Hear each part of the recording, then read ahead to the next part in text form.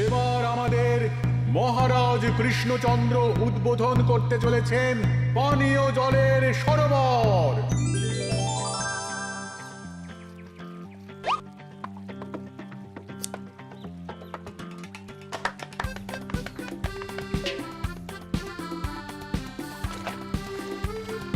এই নাও রানী, আজ এই জলে রাজবাড়ির রান্না হবে।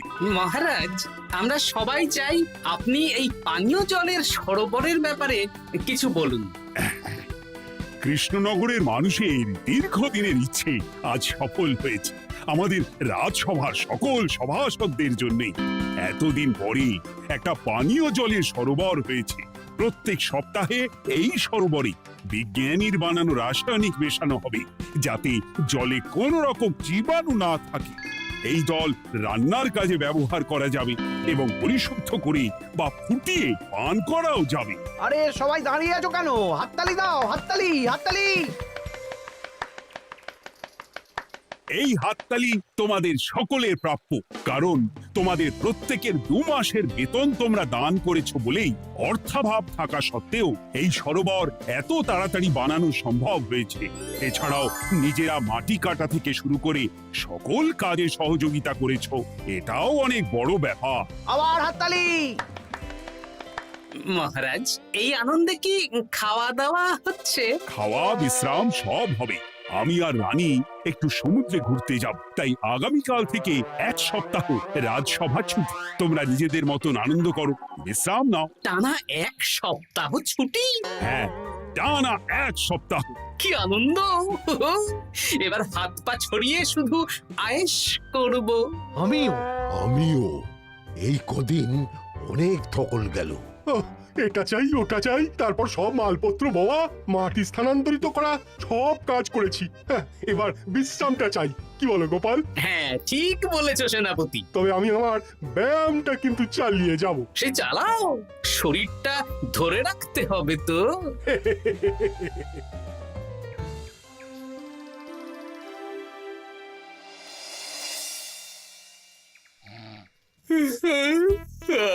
বলি এত ঘুম তো ভালো নয় গো, একটু ব্যায়ামও তো করতে পারো, বুড়িটা একটু কম তো। কি হবে গিন্নি, সুস্থ শরীরকে ব্যস্ত করে এই বেশ ভালো আছি, সুখে আছি। একটু শরবত করে দাও তো। নিজেও তো করে নিতে পারো। আচ্ছা, গিন্নি মানে কি? কি? গৃহিণী, অর্থাৎ যে গৃহের কাজ করবে। আমি যদি ঘরের কাজ করতাম তাহলে তুমি আমাকে গিন্নি বলে ডাকতে। ব্যাপারটা কি ভালো শোনাতো? শরবতটা বানাও দেখি। লোকটার যেন আর তর্স হয় না।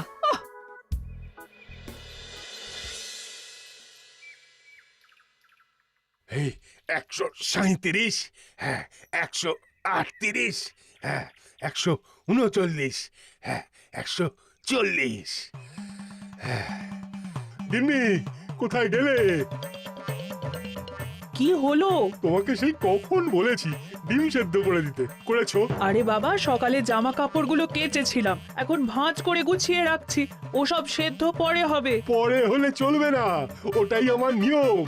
উঠবোস করে 4টে ডিম সেদ্ধ আর মুগুর ভেজে 4টে কাঁঠালি কলা। নিজে সেদ্ধ করে নাও, আমি পারলাম না। তুমি যে কাজটা করছো সেটা রেখে আমার ডিমটা আগে সেদ্ধ করো। আমি 250টা উঠবোস শেষ করেই খাবো। 141, হ্যাঁ 142।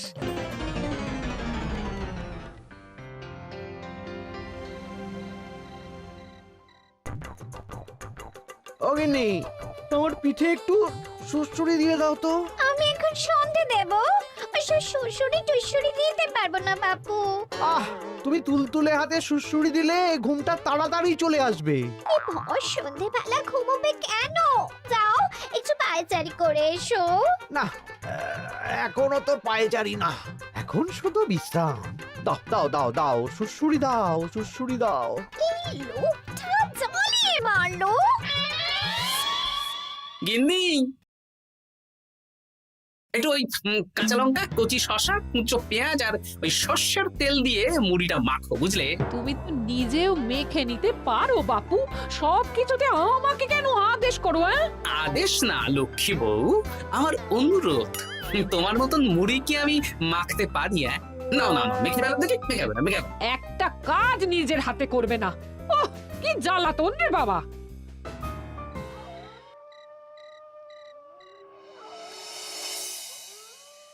তরকারিটায় নুন একটু কম হয়েছে, বুঝলে গিন্নি? একটু ওই নুনটা দাও তো।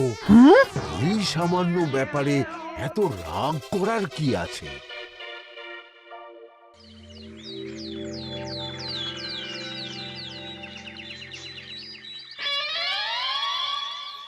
এই একটু জল ভরে নিয়ে যাব, একটু শান্তিতে রান্না করব তার জো নেই।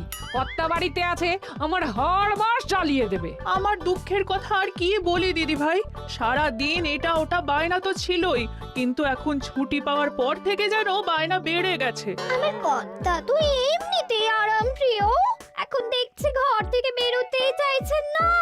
সারাক্ষণ শ্বশুরে দাও, এটা খেতে দাও, হাত পা টিপে দাও। আর যদি না কথা শুনে উল্টে বলি নিজে করে নাও, তাহলেই বাবুর গোসা হয়। যদি অভয় দেন তাহলে ছোট মুখে একটা বড় কথা বলবো। বলো বলো। আপনারা একটা কাজ করতে পারেন, যখনই আপনাদের কর্তারা আপনাদের কিছু একটা কাজ করতে বলবেন, তখনই বলে মুখ ঘুরিয়ে নেবেন, দেখবেন তারপর সেই কাজ নিজেই করে নিচ্ছে। কিন্তু এতে যদি রাগ করে? রাগ করে আর করবেটা কি, সেই তো দিনের শেষে নিজের ঘরে নিজেকেই ফিরতে হবে। বরং আপনাদের এড়িয়ে যাওয়া দেখে ভাববে আপনারা হয়তো রেগে আছেন, তেতে আছেন, সেই ভয়ে নিজেরাই নিজেদের কাজ করে নেবে। ঠিক বলেছো বুচির মা, সোজা আঙুলে ঘি না উঠলে আঙুল বেঁকিয়ে ঘি বের করতে হয়, না হলে ঘিয়ের বোতলে তাপ দিতে হয়। ঠিক বলেছো, তোমার এই বুদ্ধিটা বেশ ভালোই দিয়েছো। আমিও আজকে থেকে এই পদ্ধতিটাই অনুসরণ করব। বেশি কথা বললেই ভাবে বেশি পাত্তা দিচ্ছি, নিজের ওজন ধরে রাখতে হবে, যাতে স্ত্রীদের তপে স্বামীরা কাঁপে। এবার সব কাজ নিজেরাই করবে, আর আমরা শুধু রান্না করে খালাস। করবে মানে করতে বাধ্য হবে।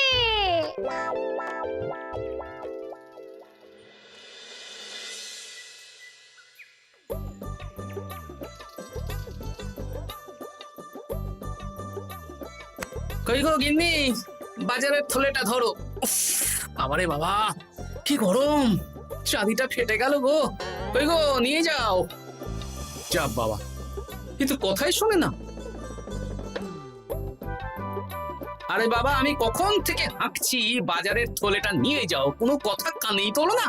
এ নাও দেখো, তোমার পছন্দ মতন কই মাছ এনেছি, আজকে তেল কই রেঁধো কেমন। ওর কি, আমি স্নানে গেলাম, ভালো করে কষিয়ে রান্না কর, হ্যাঁ, দুপুরে পেট ভরে খাবো। হ্যাঁ, এই তোমায় কি হুহু রোগে পেয়েছি নাকি? হ্যাঁ, যাই বলি তাতেই একটাই উত্তর, হুহু। কি মন্ত্রী মশাই, অনেক দিন হয়ে গেল আমাদের হাতে কোনো কাজ নেই। এখন কি আর গোপালের পেছনে লাগবেন না নাকি? দূর, অনেক তো পিছনে লাগলাম, কিন্তু ফলের ফল তো কিচ্ছু হলো না। উল্টে আমার বদনাম হলো, আর তোরাও ফেসে গেলি। তাই আর না। তাহলে এখন কি হাত গুটিয়ে বসে থাকবেন? এখন সুস্থ শরীর ব্যস্ত করতে চাইছি না, বুঝলি? পুজো ছাড়া তো সেইভাবে বড় ছুটি পাই না, কিন্তু অনেক বছর পর এক সপ্তাহ টানা ছুটি পেয়েছি। তাই এই ছুটিটা খেয়ে দিয়ে আয়েশ করে উপভোগ করতে চাই। বাহ, বেশ টাটকা ফল এনেছেন তো। খাবি? আপনি খাওয়ালে আমরা আবার না করতে পারি নাকি? দাঁড়া, তোদের গিন্নিমাকে বলছি কেটে দিতে। কই গো, শুনছো? কই গো? গিন্নিমা তো কোনো সাড়াই দিল না। তাই তো দেখছি। দাঁড়া, আমি রান্নাঘরে গিয়ে বলে আসি।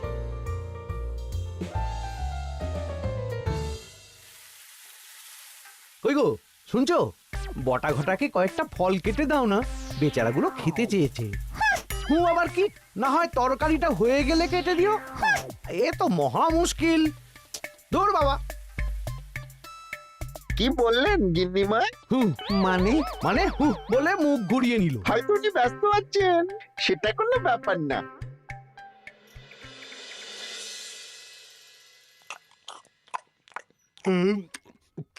সত্যি তোমার হাতের রান্নায় জাদু আছে। হ্যাঁ, বাহ বাহ। কি হলো গো? হ্যাঁ, সকাল থেকে মুখে কুলু পেটে বসে আছো কেন? তোমার কি কিছু হয়েছে? হুম ওই দেখো আবার হু হু করে। দাও দেখি আর একটু ভাত দাও। হুম কি গো, ভাত দেবে না? হুম আরে বাবা, তোমার কি রাগ বা অভিমান কিছু হয়েছে? এ তো দেখি কিছুই বলে না। এবার বুঝো ঠেলা, শুধু রান্নাটা করব আর কোনো কিছু করতে বললেই বলে এড়িয়ে যাব। বাধ্য হয়ে নিজেই কাজ করে নেবে। দেখি আজ তেল কইটা কেমন হয়েছে। আহা, এই তুমিও খেতে বসে পড়ো গিন্নি। বাহ, দারুণ হয়েছে গিন্নি। একটু এই, ঝাল হয়েছে কিন্তু ভালো লাগে বুঝলে। কি গো, আমি তো একাই বোকার মতন কথা বলে যাচ্ছি। এই তোমার কি হয়েছে বলো তো?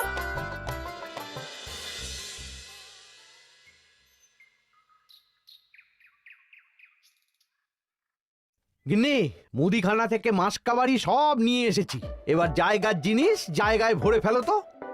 কি হলো গো, ভরবে না? কি গো, রাগ করেছো আমার ওপর?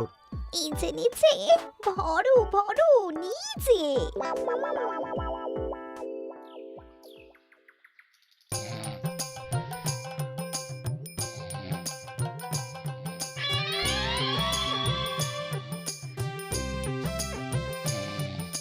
এ কি গো গিন্নি, দুপুরের এঁটো থালা বাটি হাঁড়ি কড়াই সবই তো শুকিয়ে কাঠ। এগুলো মাজবে কখন? আরে, এই কি শুরু করেছো বলো তো? শুধু হু হু করে যাচ্ছ। কিছু জিজ্ঞেস করলে হয় চুপ করে আছো, নয়তো হু হু বলছো। বাসনগুলো মাজবে না? হ্যাঁ, রাতে রান্না বান্না করবে না নাকি? আরে, এ তো আজব ব্যাপার। না, আমাকেই দেখি বাসনগুলো মেজে ফেলতে হবে। বাড়িতে তো আর 5টা দাস দাসী নেই।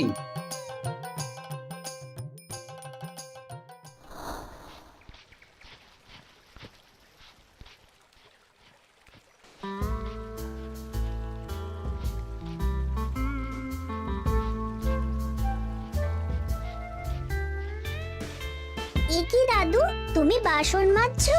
কি আর করবো, তোদের দিদার রোগ হয়েছে। কি রোগ হয়েছে দাদু? হুহু রোগ হয়েছে, হুহু রোগ। সেটা আবার কি? আমি কিছু জিজ্ঞেস করলেই হয় চুপ করে আছে, নয়তো হু হু করছে। একই কর দাদু, 1 সপ্তাহ ছুটি পেয়েছো, কোথায় আইস করে কাটাবে তা না তুমি বাসন মাজছো। কি আর করবো বল, সবই ভাগ্য। আরে দাদু, তোমার যে ঘটে বুদ্ধি আছে না, তুমি ভাগ্য বদল করে দিতে পারো। হ্যাঁ, দিদা পুনো হল হলে তুমিও তো বাঘাতে তোল। আর দেখি কবে ঠিক হয়, নইলে তো কিছু একটা ব্যবস্থা করতেই হবে।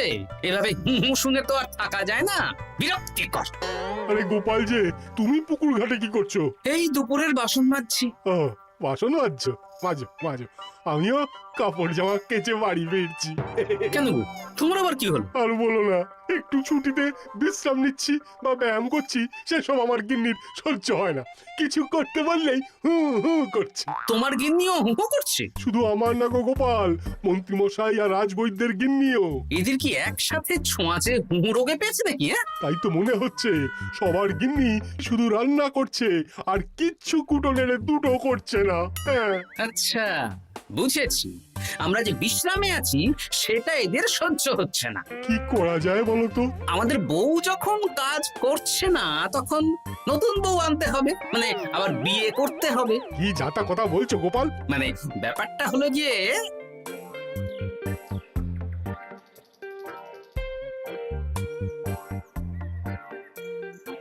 হ্যাঁ, দারুণ বুদ্ধি।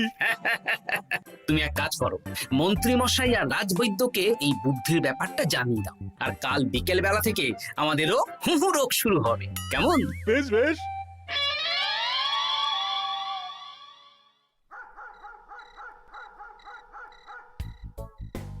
অগিন্নি, বাসনগুলো সব মেজে এনেছি, এবার তো ওঠো। রাতে রান্না করবে তো? এই তো ওষুধে কাজ দিয়েছে। এভাবেই খাটাবো, ছুটিতে বাড়ি বসে পায়ের ওপর পা তুলে খাওয়া বের করে দেবো, বের করে দেবো। হ্যাঁ, তুমি মনে মনে কি ভাবছো আমি ঠিক বুঝতে পারছি। সারা বছর খাটাখাটনির পর আমার 1 সপ্তাহ ছুটির সুখ তুমি চোখে দেখতে পারছো না। কাল খেলা ঘুরে যাবে।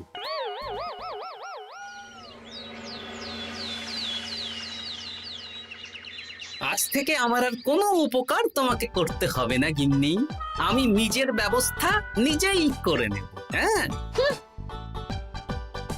মানুষটা সেজে গুজে গেল কোথায়? চললাম। কোথায় যাচ্ছি? গলায় মালা, এত সাজগোজ, কি ব্যাপার? বাবারে বাবা, আতরের গন্ধে ঘরটা ম ম করছে। এলাম। হুম।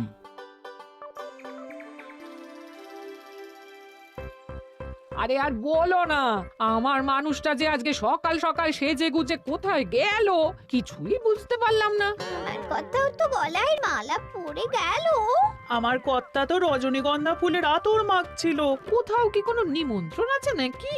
কিছুই তো বুঝতে পারছি না। আমাদের এই হু হু ওষুধে বেশ কাজ দিয়েছে, কি বলেন? হ্যাঁ, হ্যাঁ, এখন আর বেশি বায়না করছে না। একবার হু করেছে আর নিজেই সেই কাজ করে নিচ্ছে। আমি শুধু রান্নাটুকু করি, বাকি সব কাজ ওকে দিয়ে করাচ্ছি। কিচ্ছু বলতে হচ্ছে না, বাধ্য হয়ে করছে। আমিও তাই। আজকে তো ভেবেছি খাবার ঢেকে রাখবো, নিজে বেড়ে নিয়ে খাবে। বায়না একেবারে গুছিয়ে দেবো। হ্যাঁ,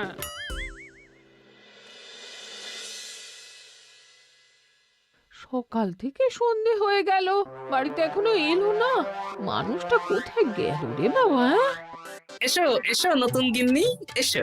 আজ থেকে তুমিও এই সুখের সংসারের সমান অংশীদার। এই এই এই এই এটা কে? হ্যাঁ? তুমি টোপট পরে এসেছো কেন? হ্যাঁ, নতুন গিন্নি, তুমি আমার পুরনো গিন্নির কথায় বেশি কান দিও না। আমি যা বলবো তাই শুনবে। তুমি আমার জন্য রান্না বান্না করে দেবে তো? আমি একটু একটু বায়না করব, সব শুনবে তো? তুমি বিয়ে করেছো? ও মা গো, আমার কি সর্বনাশ হলো গো!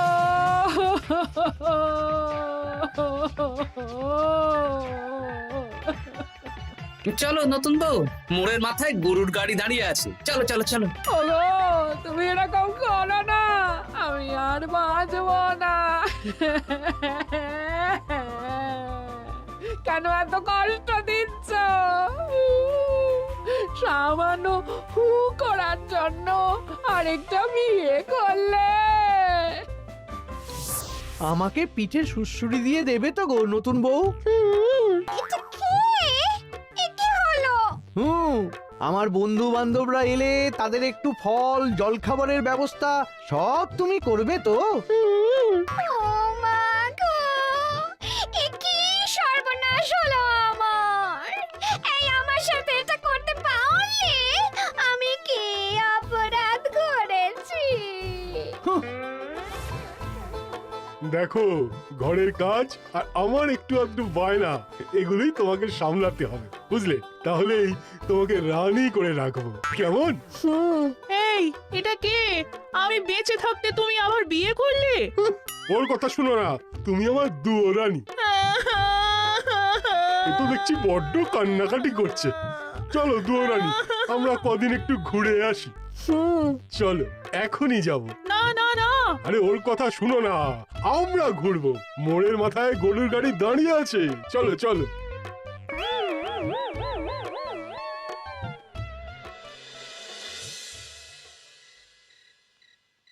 এখন আবার ঘুরতে যাচ্ছ? কি আর করব বলো, আমরা সামান্য এক সপ্তাহ ছুটি পেলাম, ভাবলাম একটু আয়েশ করে থাকবো, কিন্তু তোমাদের সেই সুখ সইল না, তাই।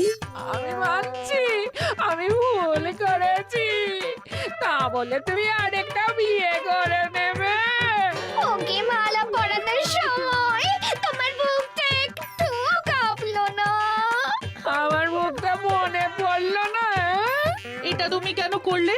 আমাকে একটু বুঝিয়ে বলতে, আমি আবার আগের মতো তোমার ছোট ছোট বায়নাগুলো পূরণ করে দিতাম। তার জন্য বিয়ে করলে? তুমি কি নিষ্ঠুর? হ্যাঁ?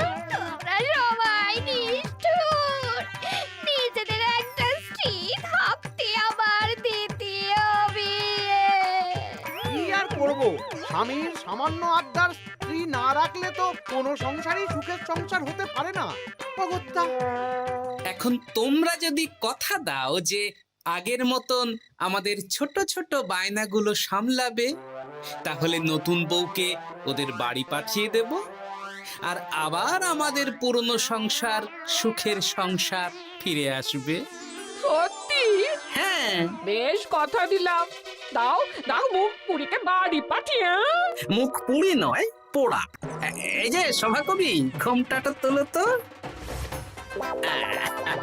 কটা ঘুমটা তোল। ঘটা ভোলা, তার মানে তোমরা কেউ বিয়ে করোনি? না, তোমাদেরকে পথে আনার জন্য একটা ছোট্ট বিয়ের অভিনয় করলাম। আচ্ছা, এবার তো অভিনয় বুঝে গেলাম। এবার যদি তোমাদের বায়না না রাখি, তাহলে সত্যি সত্যি আমাদের বিয়ে করতে হবে। নয়, হ্যাঁ।